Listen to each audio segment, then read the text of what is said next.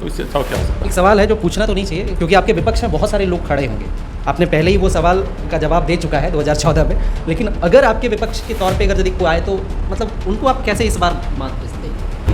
देखिए मेरे होता है बहुत सारे लोग आपसे किए होंगे, मैं वो फिर से पुनः से मैं आपसे दोहराना चाहता हूँ, ये तमाम चीज़ें आप कई लोग विधायक बनने के बाद या नेता बनने के बाद बड़े ओहदे पे जाते हैं उसके बाद करते हैं। जितना काम आपने किया है शायद नेता बनने के बाद भी कोई नहीं करता। यही वजह है लोगों का प्यार, 64,000 दिखना, अलग अलग क्षेत्र की तरफ से आपको प्यार मिलता है। आप नहीं चुनाव लड़ना चाहते हैं तो उसके बाद भी घर के बाहर लोगों का एक जमावड़ा होता है। मतलब क्या है? देखिए हम लोग कोविड में सर सारे लोग घर में छुपे बैठे थे, वहाँ सुनने में आया कि आप खुद कोरोना टीका लेकर के घर घर पहुँच जा रहे थे। ये चीज़ें मतलब क्या आपको अंदर से देखिए उस हम समय ऐसे शख्स के कार्यालय में पहुँचे हैं जो किसी परिचय के मोहताज नहीं है, उनकी काम जो है लोग बोलते हैं, उनके काम की वजह से उनको जाना जाता है। वो चाहे सड़क हो, चाहे हॉस्पिटल सेक्टर हो, चाहे एजुकेशन सेक्टर हो, उन तमाम चीज़ों में इतना काम किए हैं कि 2014 में लगभग 64,000 वोट निर्दलीय होकर के लाए थे। मैं बात कर रहा हूं जिस शख्स के बारे में, वो शख्स हमारे साथ हैं। अभी भाजपा नेता प्रदीप प्रसाद सर हमारे साथ हैं। सबसे पहले आपका बहुत स्वागत है सर। चलिए धन्यवाद, और आपका भी स्वागत है हमारे कार्यालय में। बहुत धन्यवाद सर। कैसे एनर्जी लाते हैं सर? 2014 से हम लोग आपकी जर्नी वहाँ से जानना शुरू किए, उससे पहले आप कार्यरत हैं, कार्य कर रहे हैं। कैसे मोटिवेशन मिलता है इतना सब काम करना? जहाँ सड़क दिखे गड्ढा वहाँ अपने कुदाल लेके उतर जाना, मिट्टी भरवा देना, ये तमाम चीज़ें, चाहे ब्लड हो, चाहे मेडिसिन हो, चाहे जितने भी सेक्टर में आप काम किए हैं, वो किसी से अछूता नहीं है, किसी छुपा हुआ नहीं है, वो हर चीज़ दिखा है। कैसे एनर्जी मिलता है सर? देखिए अगर आप किसी कार्य में, किसी भी कार्य क्षेत्र में अगर आप रम जाए तो आपको शक्ति अपने आप आ जाएगी। चाहे आप अपने पढ़ाई में आप रम जाए, खेल में रम जाए या समाज सेवा में रम जाए, तो एक धुन होना चाहिए। वो धुन हम में है, हमारे टीम में वो धुन है। उस धुन के बल पे हम लोगों को पता ही नहीं चलता है कि कितना काम करना पड़ रहा है, और बहुत अच्छा लगता है अगर आप के चलते किसी की जान बचती है, किसी की आंखों में खुशी आती है, किसी को हौसला आता है कि मेरे साथ कोई है, तो इससे बड़ी बात नहीं हो सकती मेरे नज़र। जहाँ कोविड में सर सारे लोग घर में छुपे बैठे थे, वहाँ सुनने में आया कि आप खुद कोरोना टीका लेकर के घर घर पहुँच जा रहे थे। ये चीज़ें मतलब क्या आपको अंदर से? देखिए उस समय ज़रूरत थी लोगों के पास, जिसमें लोगों में भय था, भय होना भी चाहिए था। उस समय ज़रूरत था ऑक्सीजन सिलेंडर का, हमने भी काफ़ी किया। हमारे अभी जो सांसद बने उन्होंने भी बहुत किया, और सारे लोग भी आए, लेकिन हमसे और हमारी टीम से जो हो पाया, खास करके जो इमरजेंसी मेडिसिन थी, जो उस समय समझ में आ रहा था कि ये मेडिसिन है, उसके लिए हम लोगों ने रात दिन एक किया। जो मेडिसिन लाना भी मना था, हम लोग वो मेडिसिन भी लेके आए, या बहुत सारा मुंबई तक मेडिसिन लाए, बहुत जगह शहरों से मिल नहीं रहा था, तो वो सब मेडिसिन ला के घर जो हमारे पास आए घर घर तक हम लोग दिए, और बहुत लोगों की जान बची। और बहुत अच्छा लगता है ये सब काम करना, और ख़ास करके अस्पताल में जाके लोगों को जान बचाना शुरू से हमारे मतलब जब से स्कूल टाइम से हम लोगों ने कर रहा है। जब हम पॉकेट में पैसे नहीं होते थे तो हम लोग कुछ लोग चंदा इकट्ठा करके काम करते थे, तो अब भगवान ने कुछ दिया है तो कुछ करना चाहिए। अच्छा सर, एक सवाल होता है, बहुत सारे लोग आपसे किए होंगे, मैं वो फिर से पुनः से मैं आपसे दोहराना चाहता हूँ। ये तमाम चीज़ें आप कई लोग विधायक बनने के बाद या नेता बनने के बाद बड़े ओहदे पे जाते हैं उसके बाद करते हैं। जितना काम आपने किया है शायद नेता बनने के बाद भी कोई नहीं करता। यही वजह है लोगों का प्यार, 64,000 दिखना, अलग अलग क्षेत्र की तरफ से आपको प्यार मिलता है। आप नहीं चुनाव लड़ना चाहते हैं तो उसके बाद भी घर के बाहर लोगों का एक जमावड़ा होता है। मतलब क्या है? देखिए हम लोग राजनीति बदलाव करने के लिए आए थे कि राजनीति में कुछ बदलाव हो, जहाँ कोई खड़ा ना हो वहाँ हम खड़े हों। खास करके रात दिन अगर आप अस्पताल में खड़े होकर, हजारीबाग एक बहुत पिछड़ा हुआ जगह हुआ करता था, जहाँ 1,000-1,500 रुपया आप खर्च करके किसी की जान बचा सकते हैं। अगर आप समय पे किसी को 500-1,000 रुपया देके या सिर्फ आप खड़े हो जाएंगे और लोग का जान बच जाएगा, तो इससे बेहतर कोई चीज़ नहीं हो सकता। एंटी वेनम से हम लोगों ने हज़ारों लोगों की जान बचाई है, चाहे वो चतरा का सांप आदमी को सांप काट दिया या बरी का या किसी भी दायरा क्षेत्र का हो, तो हम लोग खड़े रहते थे और लोग बच जाते हैं। आज भी जब हम 14 का चुनाव में याद कर रहे हैं कि हम लोग आए, गरीब से गरीब लोग अच्छा पैसा लेकर आए, कोई लाख रुपया लेकर आया कि आपके चलते मेरा बेटा जिंदा है तो आप इसको रख लीजिए, और हम लोग नहीं ले रहे थे तो उसके आंख में आंसू आता था। तो इससे बड़ा और प्राइज क्या हो सकता है? हम लोग जीत में इससे बड़ा और जीत क्या हो सकता है? उस विजय जुलूस में जितने लोग नाचने वाले नहीं थे 14 के चुनाव में, उतने मेरे यहाँ रोने वाले थे। तो ये हम लोगों को बहुत साथ मिला, प्यार मिला जनता का, और वही हम लोग की ताकत है। 1 लाख पेड़ लगाने के लिए निकल पड़ते हैं सर, क्या वजह क्या होता है, मकसद क्या है इसके पीछे? ऐसा कुछ नहीं है, जो काम के लिए आप ठान लीजिए कि ये होना चाहिए, तो एक धुन होना चाहिए। भय था कि 1 लाख पौधा हम नहीं लगा पाएंगे, तो हमको लगा कि शायद कठिन काम हम लोगों ने ले लिया, इसमें फेल हो जाएंगे। लेकिन इतना प्यार मिला लोगों को इस काम में, और इतने खास करके जो यंग जनरेशन आ रहे हैं पौधा लगाने के लिए, पर्यावरण के प्रति इतने लोग अच्छे विचार रख रहे हैं कि 1 लाख का पौधा लगाना बहुत आसान हो गया। और अगले बार कोशिश करेंगे 5 लाख पौधा लगाएं। जो कठिनाइयाँ हुई पौधे लगाने में, खास करके जो लोगों के चाहत था कि ये पेड़ मिलने से हम लगाएंगे, तो अगले बार हम लोग अगर फलदार खास करके मान लीजिए आम के वृक्ष लेके 5 लाख आप दें तो 5 लाख लग जाएंगे। हम लोगों के घर में जाके दे रहे हैं, लोग यहाँ के ले रहे हैं, खास करके इंस्टीट्यूशन में जा रहे हैं, जो लोग जहाँ बच्चे अपने घर में ले जाने के लिए अंकल हमको पेड़ दीजिए, 2 पेड़ 3 पेड़, और सब कर रहे हैं। 1 लाख में अगर हम लोग 70-75 हज़ार भी जीवित करवाएं बहुत बड़ी बात हो जाएगी। फंड का अभाव होता है, कैसे उस अगर सार्वजनिक जगह में हम लोग लगाएं उसको कैसे 4 दीवारी करें, कैसे उसके हम लोग बारगेट करें, तो ये सब तकलीफ है, लेकिन अगले बार शायद दूर करेंगे। अच्छा, प्रदीप प्रसाद का सपना क्या है, करना क्या चाहते हैं, किस तरह का विकास चाहते हैं आप? देखिए, हजारीबाग में सपना तो मेरा है इतना बड़ा अस्पताल बनाए जो झारखंड का सबसे बड़ा हो, जहाँ फ्री इलाज हो। उसके लिए हम लोग चंदा मांगने भी पड़े, तो हमको लगता है कि अगर हम निकलेंगे लोगों से धन इकट्ठा करने के लिए, तो हमको जो धन मिलेगा इस कार्य के हेतु वो शायद किसी को झारखंड में नहीं मिल पाएगा। इतने लोगों को विश्वास है कि अगर हम करेंगे तो होगा, और लोग समय भी देंगे।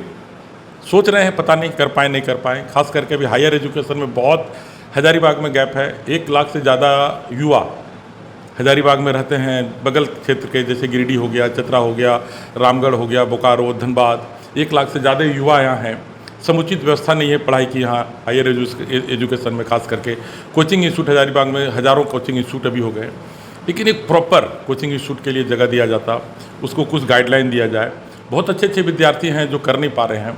अगर इस तरह का हम लोग सुविधा दे पाएँ और कर पाएँ, स्वास्थ्य और शिक्षा में अगर हम लोग बेहतर कर पाएँ हजारीबाग के लिए, तो इससे अच्छा कुछ नहीं होगा, और यही लेवल झारखंड के हर जिलों में हो।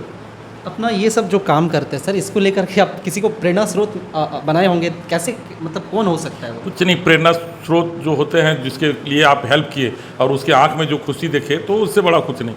माँ भी हमको यही सिखाई, पिताजी भी यही सिखाए हैं कि आप अगर किसी की जान बचाते हो तो इससे बड़ा कोई तीर्थ नहीं हो सकता, इससे बड़ा कोई धार्मिक कार्य नहीं हो सकता। इस बार तय है भाजपा से टिकट लेकर के चुनाव में उतरेंगे तो ज़रूर आप, लेकिन इस बार तय है मतलब लोगों का सेवा करके विधायक बन के? देखिए, ये तो भारतीय जनता पार्टी का सोच होना चाहिए, बहुत बड़ी पार्टी है, और उन लोग की जो कोर कमेटी डिसीजन लेगी उसका स्वागत किया जाएगा। अच्छा सर, रोड मैप आपके पास कैसा है? आप तो बाकायदा बिना विधायक बने ही काम कर रहे हैं, आपका तरीका क्या हो सकता है विधायक बनने के बाद, मतलब कैसे? मैंने आपको पहले भी बोला, हजारीबाग जो हजारों बागों का शहर है उसको वही हरा भरा हजारीबाग का शहर बनाएं, सुंदर पार्किंग व्यवस्था हो, शहर को सजाने का व्यवस्था हो, और एक खास ज़रूरत है हायर एजुकेशन की और हायर मेडिकल व्यवस्था। जो यहाँ का मेडिकल व्यवस्था है, ज़रा सा भी कुछ होता है तो सीधे रेफ़र किया जाता है रांची या बड़े शहरों में, तो वो सब की व्यवस्था यहाँ नहीं है। फिर हजारीबाग से जाने के लिए मान लीजिए बड़ा बीमारी आपको भगवान न करे हो और आपको ले जाना है, तो हर लोगों के पास व्यवस्था नहीं कि एयर एम्बुलेंस हो, तो हम लोग चाहेंगे ट्रेन में भी उस तरह एयर एम्बुलेंस का व्यवस्था हो, टाइप का व्यवस्था, ट्रेन में एक बोगी हो, उससे लोग दिल्ली, मुंबई या फिर मद्रास जा सकें, कलकत्ता जा सकें। तो बहुत कुछ है लोगों को इस फील्ड में काम करने का। पर्यटन की दृष्टि से भी हजारीबाग बहुत बढ़िया हो सकता है। यहाँ तिलैया डैम है, तिलैया डैम में अगर हम लोग पर्यटन की व्यवस्था करें तो शायद डल झील से बेहतर मेरा तिलैया डैम 50 एकड़ का एरिया में घुमा हुआ है। वाटर स्पोर्ट्स या फिर हाउस बोट से व्यवस्था, और बगल में हमारा गया है, गया जी से जो बुद्ध का सबसे बड़ा मूर्ति, जैसे सरदार पटेल का उतना बड़ा मूर्ति लगा है, हमने बहुत कुछ करे पर्यटन की दिशा में, तो हजारीबाग का विकास हो सकता है। एजुकेशन सिस्टम में आप क्या बदलाव करना चाहते हैं? देखिए, अच्छे शिक्षक और अच्छे संस्थान यहाँ होना चाहिए। सारे बच्चे कोटा जा रहे हैं यहाँ से पढ़ाई करने के लिए, यहाँ से बेंगलोर जा रहे हैं, और यहाँ की अर्थव्यवस्था गड़बड़ा जा रही है। अगर वही बच्चे यहीं पढ़ेंगे तो बहुत अच्छा होगा, माँ बाप को भी चिंता कम होगी, मेरे बच्चे बाहर हैं, दिन रात जिसके मम्मी पापा परेशान हैं, वो सुविधा अगर हजारीबाग में मिलने लगे तो इससे अच्छा और क्या हो सकता है। एक सवाल है जो पूछना तो नहीं चाहिए, क्योंकि आपके विपक्ष में बहुत सारे लोग खड़े होंगे, आपने पहले ही वो सवाल का जवाब दे चुका है 2014 में, लेकिन अगर आपके विपक्ष के तौर पे अगर यदि कोई आए तो मतलब उनको आप कैसे इस बार मात देंगे?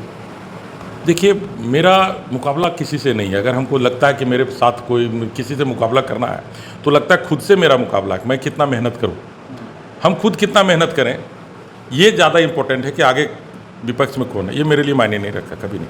हम इस शहर में हमेशा बड़े बड़े लोग चुनाव लड़े, और हमने भी बड़े बड़े लोगों से चुनाव लड़े यहाँ, और बहुत से मेरा राजनीतिक पंगा भी हुआ, लेकिन ये नहीं देखे कि उनका कद कितना बड़ा है, उनका पद कितना बड़ा था।